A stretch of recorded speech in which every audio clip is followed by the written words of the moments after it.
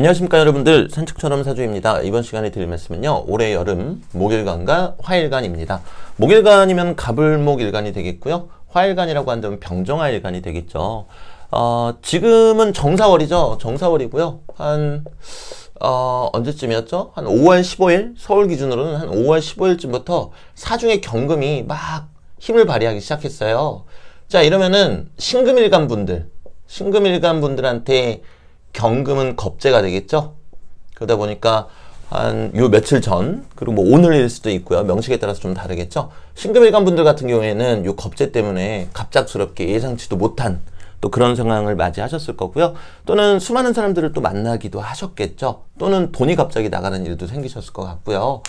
그리고 내가 갑작스럽게 많은 사람을 만난다라는 게 내가 의도를 갖고 만나지 않더라도 뭐 이를테면은 사람 많은 곳을 분주하게 왔다 갔다 한다라던가 뭐 여행을 간다라든가 이런 식으로도 활용될 수 있다는 점 알고 계시면 좋겠고요. 네, 이처럼 각 어떤 구간별로 좀 특색 있는 일간들이 나올 수밖에 없어요. 제가 방금 전에 말씀드린 정사월의 경금 한 5월 15일쯤부터는 신금일간 분들이 한 열흘간 그 겁재의 기운에 뭔가 시달리실 수도 있고 또 그것 때문에 좋으신 분들도 계실 거고요. 근데 올해 여름 같은 경우에는 이제 목일간과 화일간 분들이 조금 그래도 신경을 쓰셔야 되시지 않을까 이렇게 생각을 해봅니다. 그 이유에 대해서 말씀을 드리자면요, 특히 근이 약했던 갑을목 일간분들, 뭐 임성이 있고 없고를 떠나서요, 그냥 근이 약했다, 갑을목 일간이신 분들은요, 올해가 묘년이잖아요. 묘년이 되면은 갑목한테는 양인 겁재가 될 거고요, 을목한테는 비견이 되겠죠. 네. 근데 중요한 거는요, 갑을목의 근이 강하게 들어왔다라는 게 중요해요. 저는 다른 영상에서도 여러 차례 말씀드렸다시피 인목을 갑을목의 아주 단단한 근으로 보고 있지 않습니다. 이 묘목이 왕지이다 보니까 갑을목 일간에 대한 아주 단단한 근이 되겠죠. 자, 그 얘기는 즉슨 그동안 근이 약해가지고 힘을 발휘하지 못했는데 이제는 갑을목이 힘을 강하게 발휘한다라는 거예요. 자, 일간이 힘을 발휘하게 되면은 내가 식신상관이 있던 없던 일간이 힘을 발휘하게 되면 어떻게 되죠? 내가 하고 싶은 걸 하려고 하겠죠? 그게 바로 이제 식신하고 상관입니다. 물론 사주 원국에 식상이 있으시다면 좀 더 강하게 발현이 될 거고요. 그렇지 않다면은 심리적으로만 나타날 수도 있어요. 나 다른 거 해볼까? 내가 원하는 거 해볼까? 이런 형태로요. 자, 그런데 올해가 묘년이고 그러다 보니까 갑을목일간이 힘을 받고 일간이 힘을 받으니까 식신상관이 있던 없던 식신상관을 발휘하려고 하는데 올해 여름은 이제 무5월이란 말입니다. 네, 5화죠. 갑목일간한테는 상관이 되겠고요, 을목일간에게는 식신이 되겠죠. 자, 그러면 결국 묘년이라서 갑을목일간이 힘을 받는 와중에 5월이 되면은 식신상관이 힘을 발휘하겠다 이렇게 보실 수 있다는 거죠. 또 김이월 같은 경우도 보면요, 겉으로 봤을 땐 재성이지만 미토 안에 정화가 이렇게 들어가 있습니다. 갑목일간 입장에서는 상관이고요, 을목 입장에서는 식신이 되겠죠.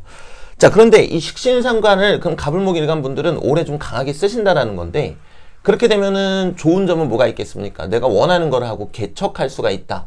근데 단점은 뭐가 있겠습니까? 식신상관은 관이랑 다투게 되겠죠? 그러다 보니까 올해 여름에 관과의 다툼을 주의하시는 게 좋겠다라는 거죠. 아마 지금부터 스멀스멀 주변 환경에서 한번 싸우자 하면서 불편하게 만들어지는 기운들이 있으실 가능성이 높으세요. 갑을목일간 분들은요. 자, 그리고 이 관이라는 게 우리가 직장만 생각하는데요, 사실은 사람 무리들이라고 보셔도 되세요. 사람 무리들. 네. 그리고 이제 여자분들 같은 경우에는 남자친구라든가 또는 배우자가 되겠죠. 그래서 관과의 다툼을 올해 여름에는 주의하시는 것이 좋겠다 이렇게 말씀드리겠고요. 병정화일간 같은 경우에는 제가 영상에서 여러 차례 말씀을 드렸습니다. 병정화일간 같은 경우는요, 올해 개묘년이잖아요. 그러면은 이 묘목이 목생화를 해주니까 인성으로 인해서 병정화가 좀 힘을 받게 되겠죠. 자, 그런 가운데 무5월이 되면요, 월운 자체가 화생토 해주는 운이에요. 이 토의 힘이 집중이 되어 있겠죠. 그러면은 병화일간 입장에서는 식신이 되겠고요. 정화일간 입장에서는 또 상관이 되겠습니다. 자, 이때 임수 같은 게 들어오게 되면은 병화일간 입장에서는 편관, 정화일간 입장에서는 정관이 되는데요. 무임충이 발생하면서 식신제살 또는 상관, 견관과 같은 현상이 발생하겠죠. 자, 그리고 기미월로 들어가게 되면요. 기토 자체가 미토 위에 올라와 있어서 대단히 강한 형태로 들어오게 됩니다. 자, 그럼 정화일간 입장에서는 식신, 병화일간 입장에서는 또 상관이 되겠죠. 그러면 개수가 들어왔을 때 마침 세운에서도 개수가 떠 있다 보니까 이렇게 식신제살 또는 상관경관, 즉 관과의 다툼이 또는 불편한 갈등이 형성될 수 있다라는 거 말씀드리겠고요. 세운하고 접목해서 말씀드리게 되면요. 묘미 반합을 하잖아요. 그럼 묘미 반합을 하게 되면은 이 미토가 묘목의 세력이 되는데 이 묘목은 목극토, 천간에 있는 기토를 목극토 하겠죠. 그럼 이렇게 되는 거예요. 병화일간 입장에서 말씀을 드리자면은 상관이 정인으로 갑니다. 근데 요 정인이 목극토를 하니까 기토를 건드리게 되죠. 그럼 종합해서 말씀드리게 되면은 생각하다 보니까 내가 행동에 옮겨야 되겠다. 생각하다 보니까 내가 따져서 물어야 되겠다. 생각하다 보니까 사람들과 다투어야 되겠다. 목극토를 하게 되면은 이 심리적으로 봤을 때는 이 기토의 심리가 강하게 드러나거든요. 네, 그래서 그런 형태로 아유, 목이 잠겼습니다. 죄송합니다. 네, 그런 형태로 여러분들이 좀 살펴봐 주시면 좋겠고요. 그리고 저는 그렇게 생각을 합니다. 이 관과의 다툼, 흔히 구설수라 그러죠. 그런 부분을 대단히 두려워하시는데 실은 이 관과의 다툼이 문제가 된다. 그러면 안 다투면 되겠죠. 너무 당연한 얘기죠.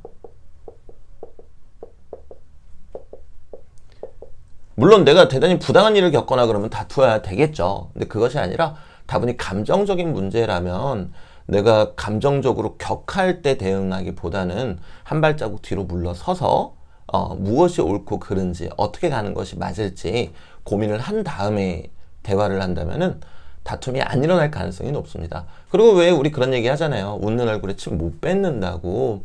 상대가 다투자고 다가왔을 때 똑같이 맞대응하기보다는 나를 더욱 낮추고 겸손한 모습으로 상대를 대할 때 비로소 상대방도 조금씩 변하지 않을까 싶습니다. 결론은요. 관과의 다툼이 있을 수 있겠지만 그것을 두려워하실 필요 없으시고 그렇잖아요. 이 관과의 다툼이 계속해서 일어나게끔 돼 있는 명식인데 그때마다 한 번, 두 번, 세 번 내가 마음을 다스리면서 다투지 않았다? 그럼 그 사람은 이미 대단히 성숙하신 분일 거예요. 왜냐하면 관이라는 건 사람 무리들이라 그랬잖아요. 내가 기질이 강해도 사람 무리들과 다투지 않는다니 그 강한 기질을 갖고 사람들하고 융화된다는 뜻이잖아요. 그럼 얼마나 멋지고 아름답겠습니까? 네, 그러니까 뭐 가불목 일간 그리고 병정화 일간 뿐만 아니라 모든 일간들은 사람들과 어울려서 살기 때문에 사람들과의 마찰이 있을 수밖에 없는데요. 우리 그럴 때 저부터도 감정적으로 화가 날 때는 한 발 물러서서 그렇다고 막 쉬는 티 팍팍 내면서 한 발 물러서면 안 되겠죠. 정말 공손한 마음가짐으로 한 발 물러서서 천천히 생각하고 옳고 그름을 따져보고 무엇이 더 맞는 방향일지 고민한 이후에 대화를 나눈다면 좋겠습니다. 네, 그래서 오늘 영상은 여기서 마무리 짓도록 하겠습니다. 날씨가 많이 더워지고 있습니다. 이제 여름이 오고 있는 게 느껴진다는 뜻이겠죠. 네, 뭐 여름의 피서 계획 잘 세우시고 봄, 여름, 가을, 겨울 계속 행복하시면 좋겠습니다. 네, 가보겠습니다.